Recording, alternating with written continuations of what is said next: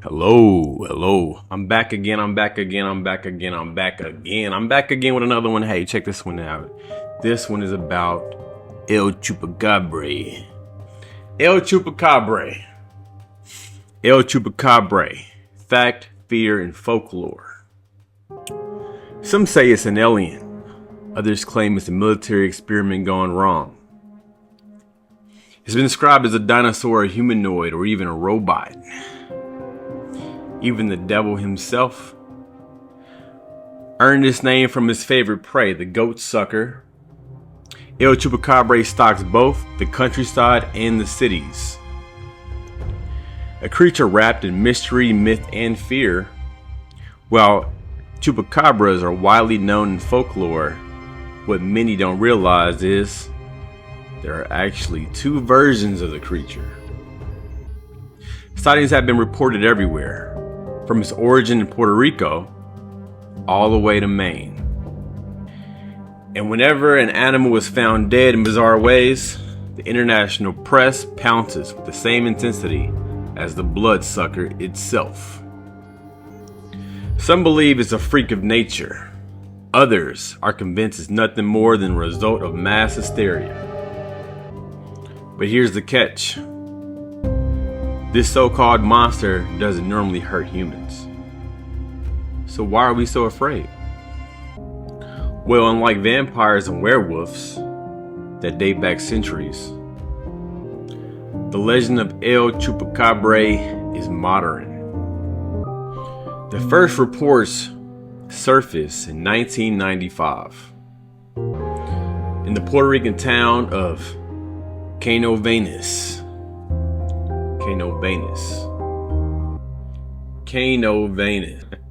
Excuse me for my Spanish.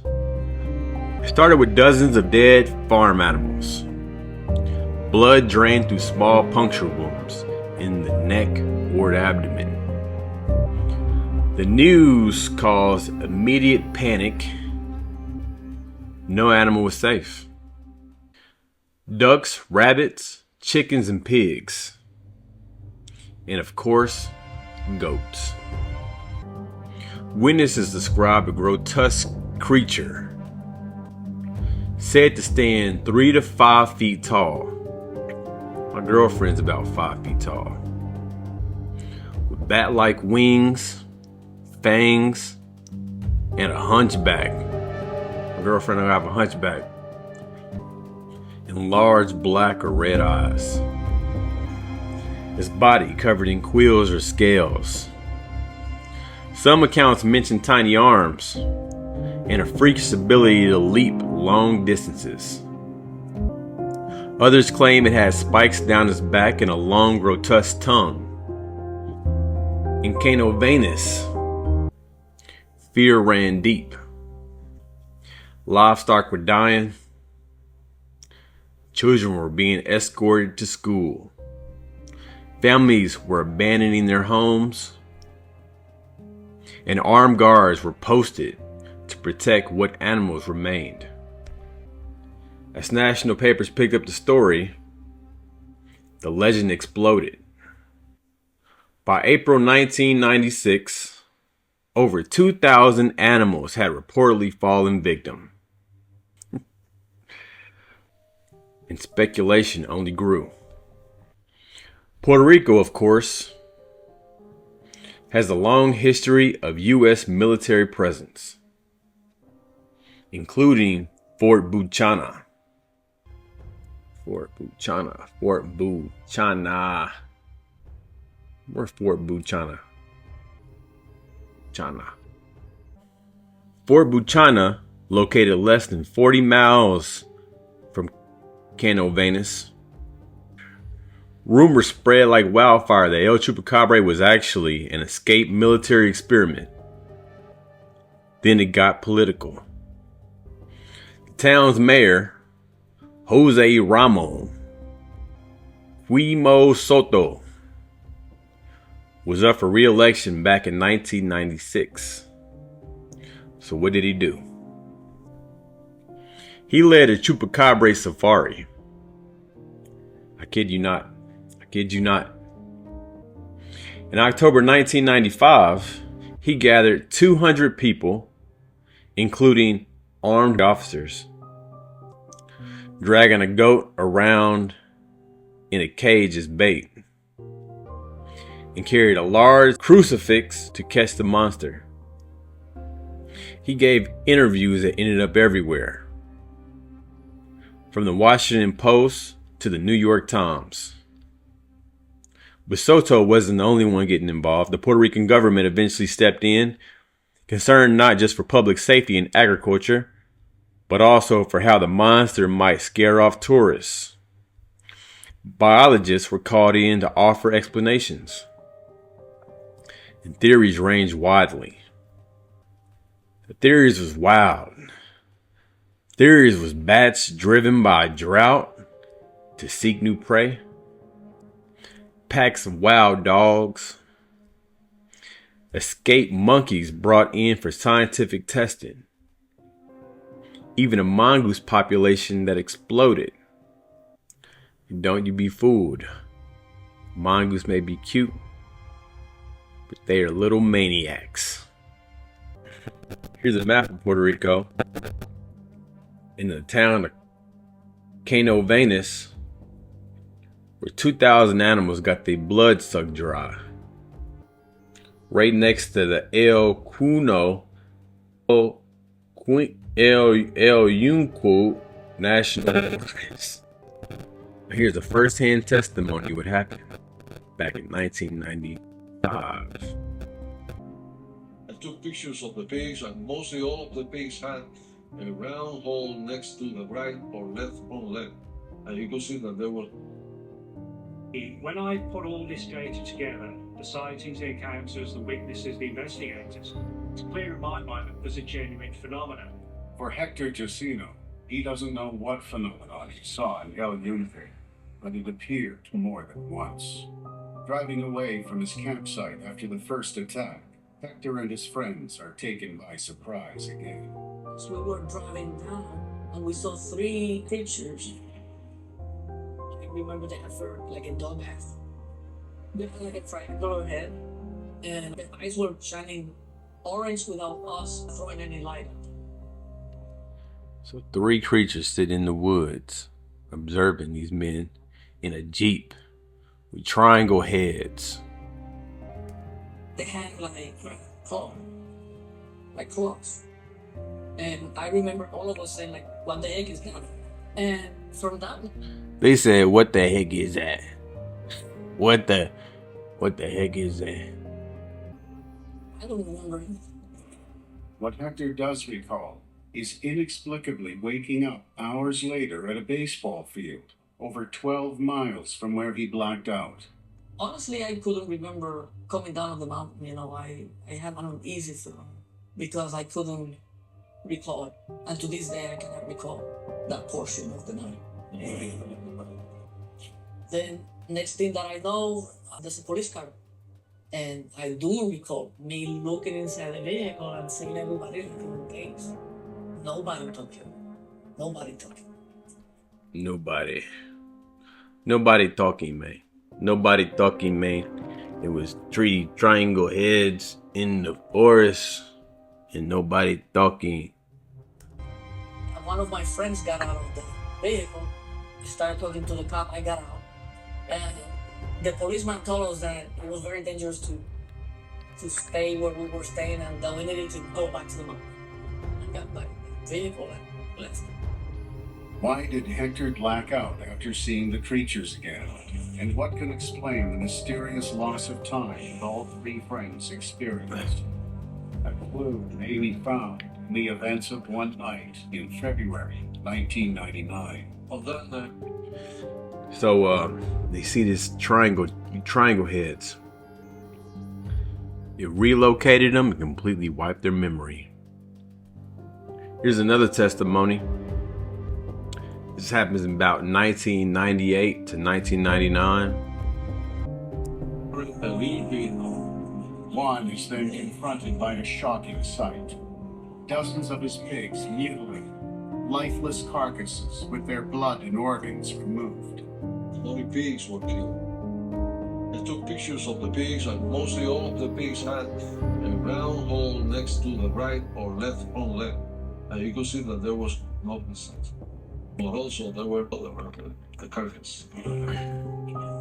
So consistently, things are getting their blood sucked right out of their body, and the carcass is left untouched, otherwise only void of fluid, completely sucked dry.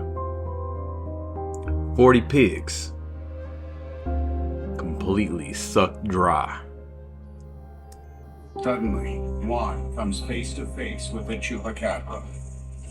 On the waist down, it looked like a kangaroo, big, fatty legs, and from the waist up, he was like kind of skinny, but he had like 2 little arms with club. Got some little arms. Got some little arms sucking you dry. He says that it had like red eyes, that it smelled horrible.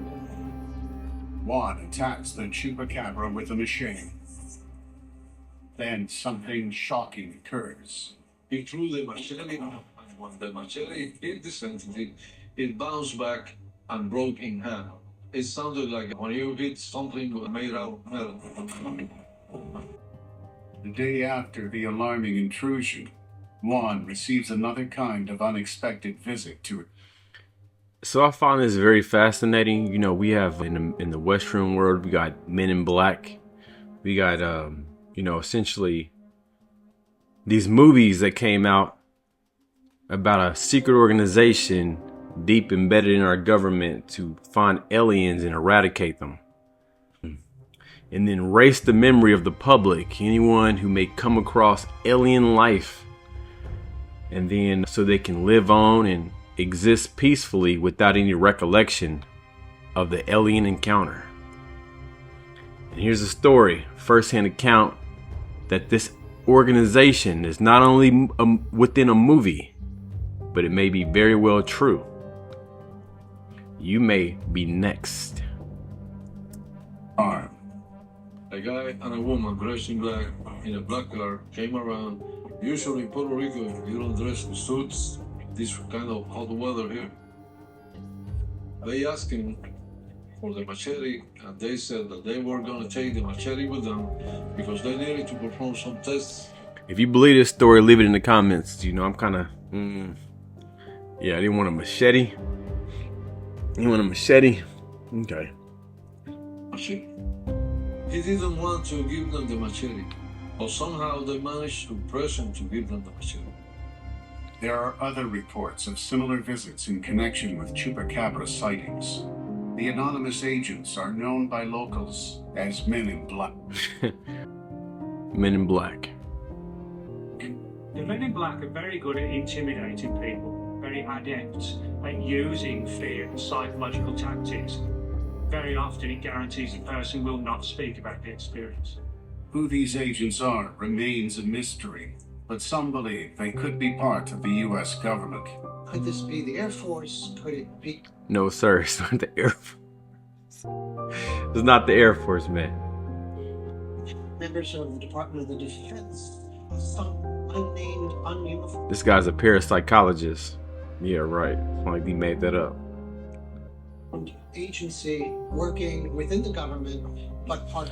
I think Chupacabra is very much real. I think it's just the outstanding numbers of bodies drained completely. Over 2,000 animals in a span of a year, right next to this forest. I think there's high validity that this thing is actually real. And since all accounts are from, well, the first accounts is from 1995. I think it's still in the forest. It's still in there. I think it's still in the forest.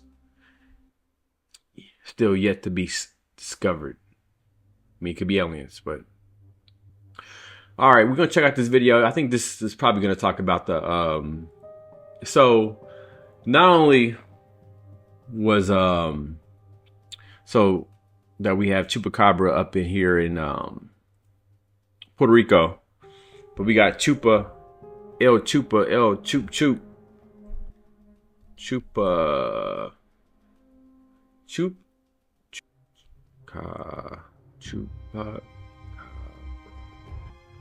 origin in not origin or I'm gonna spell it wrong because I can't. I'm a CD student in the States. Absolutely. Let's break down the Chupacabra's origin in the United States in a way that's fun and clear, because the legend is just as wild as the creature itself. The origin of the Chupacabra. The Chupacabra, which means goat sucker in Spanish, first gained notoriety in Puerto Rico in the mid-1990s. Reports described a strange creature attacking livestock, especially goats, and draining them of blood.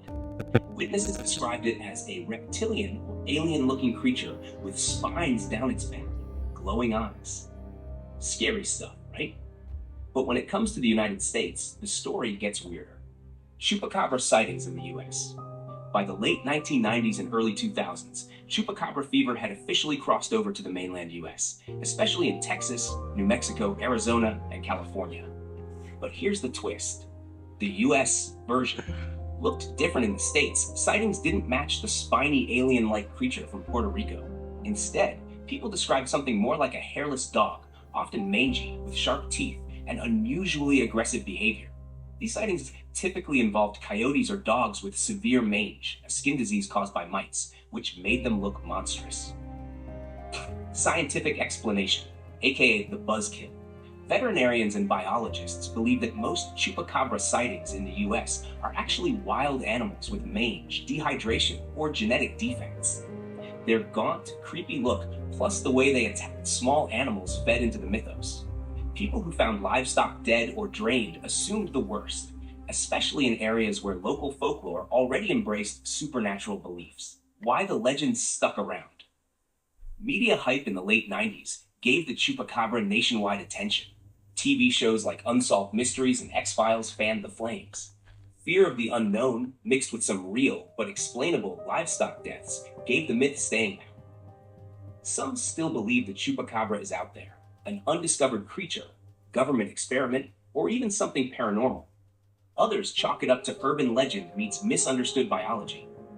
Fun fact, there are now 2 accepted species of Chupacabra folklore. Puerto Rican type, alien-like, spiny, bipedal.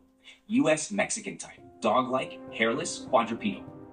Want a map of all US sightings? I can pull one up or even make one for you. Just say the word. So there is an account of mange. It runs wild, or mange is brought on by mites. What brings on mange? How you spell that shit? Mange to these animals. What brings on mange to these animals? A great question. Mange can make even the fluffiest animal look like a horror movie creature. So let's talk about what causes it and how it gets so bad. Okay, what is mange? Mange is a skin disease caused by tiny parasitic mites that burrow into the skin, causing intense itching, hair loss, scabs, and thickening skin. Over time, animals can even look completely unrecognizable, hairless, patchy, and sickly. There are 2 types of mange. This mange and that mange. Both of them are caused by mites.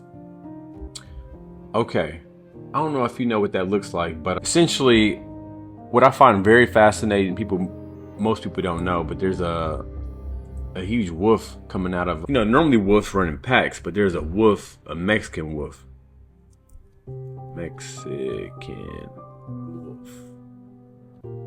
What's the name of it's a Mexican wolf. It stands taller than all the other wolves. It's like the biggest and the tallest of all the wolves. That's really tall. The tall Mexican wolf, which we're referring to. Not the Mexican gray wolf. Legend or mythical wolves. Shapeshifter. No, not no shapeshifter. No. Sounds like you're thinking of something with legendary status. Let's break it down. The tall Mexican wolf. Which one are you referring to? There are two likely possibilities depending on what you mean by really tall. 1. Mexican gray wolf, Canis lupus bailii. This is the real-life endangered subspecies of gray wolf native to Mexico and parts of the southwestern US. Here's the quick profile. Height at the shoulder, around 26 to 32 inches, about 2.5 feet. Length, about 5 to 5.5 feet, including the tail. Weight, 50 to 80 pounds, smaller than other gray wolves. Known for being the rarest subspecies of gray wolf. Looks slender, long-legged, with a mix of gray, black, and tan fur. So while it's not huge, it looks tall and lanky because of its proportions and longer legs compared to its body size. 2. Legendary or mythical wolves, El Lobo Gigante, or Nahual. If you're thinking of folklore or cryptids, there are a couple of legendary contenders. Nahual, or Nagual. In Mesoamerican mythology, a Nahual is a shapeshifter, often a person who can turn into a wolf, coyote, or jaguar. These beings are sometimes described as towering, mystical, and intimidating in size. Especially in rural Mexican villages, Nahuales are said to roam at night and appear as unnaturally large wolves or coyotes. El Lobo Gigante. Some stories and legends mention an unusually large black or gray wolf roaming the deserts, often tied to ghost stories or cryptid sightings. These may be local exaggerations of coyotes with mange or even large wolf-dog hybrids. Want the Chupacabra twist? Some Chupacabra sightings in Mexico and Texas may actually have been these mangy wolves or hybrids, appearing much larger in silhouette, especially at night. When combined with superstition, it's easy to see how a tall, thin, hairless predator could become a mythic figure. Let me know if you're thinking more of a cryptid, real species, or something from legend, and I can dig even deeper. Yeah, I'm thinking about this wolf. I think so they got these massive wolves that are going extinct. And the Mexican gray wolf is pushing about 80 pounds. It's a big boy. It's about a small child. Really, I mean, it's about like maybe like teen, preteen.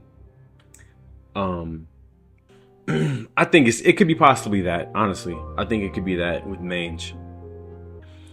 Here's an interesting take on things.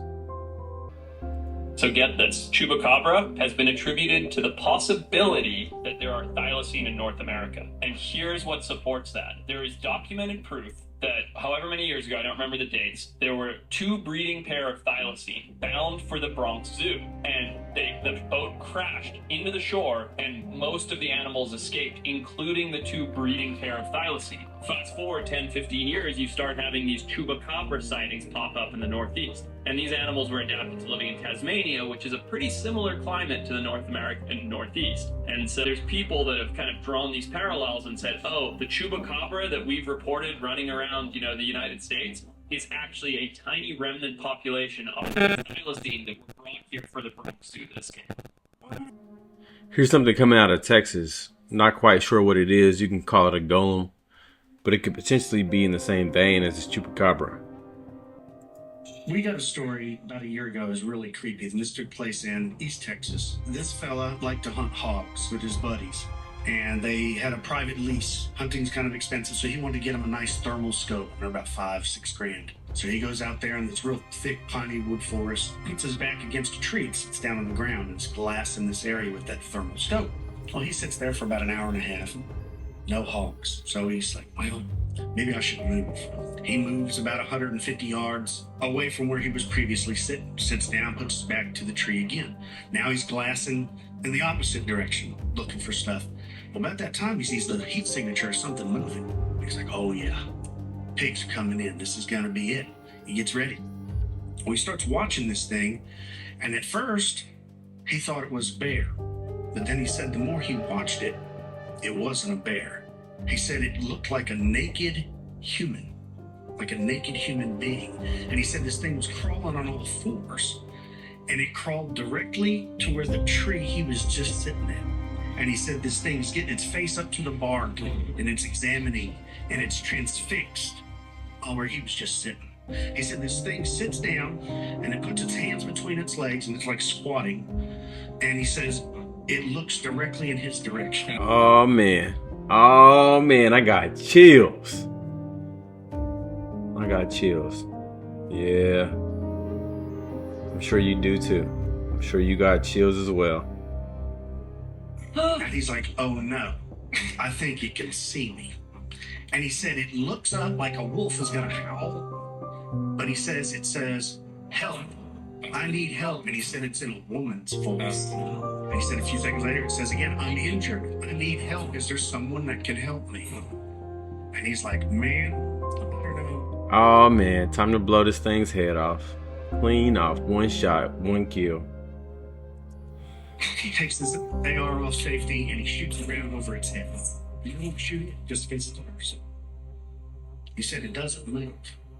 He said it breaks to the left and starts running. And he's trying to follow, but there's all these trees and brush noise, so he's losing. He says he touches off another round. It's still moving. But where it's moving is the opposite direction of where his truck is. So he's like, oh, that's around. He said he ran to his truck.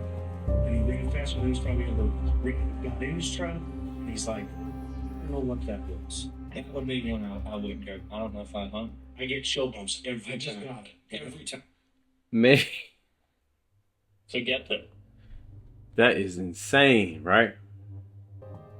I can tell you how the Chupacabra started. The Chupacabra started in the mid-90s in Puerto Rico. When the Chupacabra jumped from Puerto Rico to the U.S. mainland, it completely changed. Here's an image of the Puerto Rican Chupacabra. Over 150 people reporting this bipedal creature with spikes coming out of its back. In Puerto Rico, the #1 movie at the box office was a movie called Species. I remember that. Starring Natasha Henstridge. At night, when she would turn into her alien creature, this bipedal alien right with there. spikes coming out of the back looks very much like our goat sucker. Well, he's ruining a conspiracy. I think this thing is actually real. I don't think it's a bunch of mass hysteria. I don't think it's a bunch of people collectively making up a story. I think there was real animals, and I mean, they had an account for 2,000 animals that got their blood drained. Yeah, so I mean, no offense to this guy, but I mean, I guess it's worth listening to. Let's finish. And Madeline Tolentino was the first person to report the Chupacabra. She did watch the Species. And all these Chupacabra sightings. In the movie Species had just left theaters, some animal activists went into an animal testing facility and freed over 30 monkeys. It's the most logical conspiracy theory. So they freed over 30 monkeys. Let's fact check that. Let's see. Did over 30 monkeys freed? Okay, so I'm asking whether or not 30 monkeys got freed around this time, between the period of 1994, 1995, and 1996. Okay, let's see what Chet got to say. It appears that the story of over 30 monkeys being freed in Puerto Rico in the 1990s is a mix of fact and myth, but not quite connected to the origin of the Chupacabra legend. What really happened? Monkeys escaped. In June 2015, about 30 rhesus macaques were indeed freed from the Caribbean Primate Research Center. Rhesus macaques. Someone had broken into their enclosure, leading to a large-scale escape. Authorities worked to recapture them. Site Concern Search turned Search 2. The escaped monkeys were research primates, not wild folkloric animals. However, these incidents took place in 2015, not during the 1990s. Oh. The monkeys and Chupacabra connection. During the early 1990s, Puerto Rico had established colonies of free-ranging rhesus monkeys, especially on places like Cayo Santiago, descended from research primates brought to the island in earlier decades. Site turned Search 7, turned Search 21. Some cryptozoologists and folklorists suggested that escaped or feral rhesus monkeys might explain some early Chupacabra sightings. The monkeys stood on two legs, looked odd in silhouette, and could have been mistaken for alien-like creatures. Site 8 turned Search 8 denies site. But there's no evidence of a specific event where exactly over 30 monkeys were set free in the 1990s and directly caused the Chupacabra's emergence. Timelines and origins. Period. Event. 1994 to 1995. Mass livestock killings. First Chupacabra reports in Canovanas follow, described as a bipedal, spiky, alien-like creature. Sight, hot turn search, third time. American films. Species premiered in Puerto Rico in summer 1995. Eyewitness descriptions closely mirrored that alien-looking creature, suggesting the legend was culturally inspired. Sight turn search, 12 turn search. 1990s communities. Established monkey colonies existed, but no documented single escape of 30-plus monkeys in that time frame. Bottom line, yes, Puerto Rico had free-ranging rhesus macaque populations in the 1990s that likely fueled speculation and contributed to folklore. No. Okay, so the bottom line is it did have a bunch of Reese's macaques, a population of them back in the 1990s. So they could have likely fueled speculation and contributed to the folklore. No, there is no record of a specific release of 30 plus monkeys. So it's a little bit of fact, a little bit of fabrication. And yeah, so yeah, I ain't trying to debunk the guy, but integrity first, service before self, and excellence in all we do. Okay. So L-thylacine, not L-thylacine, that's a vitamin that I like to take. But thylacine is I don't know if you know what that looks like. That thing looks crazy. You could probably think that's a extinct now. It's from Tasmania, but it's currently extinct. And there has been reported sightings of them recently in the last decade, but officially it's been extinct because all of the sightings have been from a very great distance, and so yeah, it's inconclusive. Thylacine, extinct. Dodos, they say it's extinct, but I know a bunch of dodos walking around. Tasmanian devil, not extinct yet. Let's see. Sea cows are extinct. That's crazy. I think what the image looks like. So this is what a thylacine looks like. So a thylacine has the ability to open up or disconnect its lower jaw and open its mouth to swallow prey way larger than itself. And this behavior is only known in snakes, reptiles and snakes. So snake can swallow prey much larger than its own head. And there's images of this thing. Look at its mouth right here. Look at this. See, you can just open its mouth and basically dislocate its jaw to swallow its prey.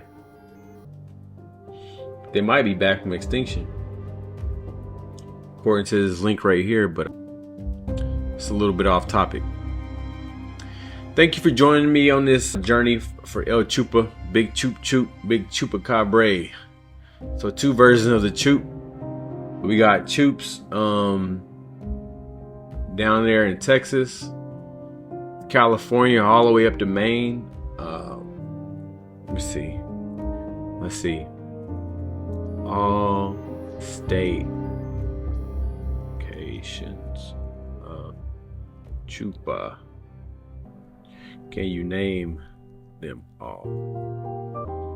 So all reported sightings of Chupacabra: Texas, New Mexico, Arizona, California. We got some in Kentucky. We got a sighting in West Virginia. We got a sighting in Maine. So Maine, I don't know if you know where Maine is at, but Maine is way up here. Maine, most people don't even know where Maine at. Maine way up here. It's like no man's land. So we got Canada way up here, and then we got Maine. Basically, Maine is like basically part of Canada. We got Portland. I thought Portland was in Oregon. So I guess they got a Portland, Oregon, Portland over here. Then we got a Portland, Maine.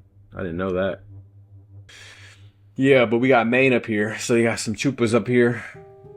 Chupacabras in Maine. And Mississippi. A few incidents found to be mangy dogs or coyotes, misidentified by locals. So main report of a corpse whose DNA suggested a wolf-dog hybrid, initially speculated as El Chupa.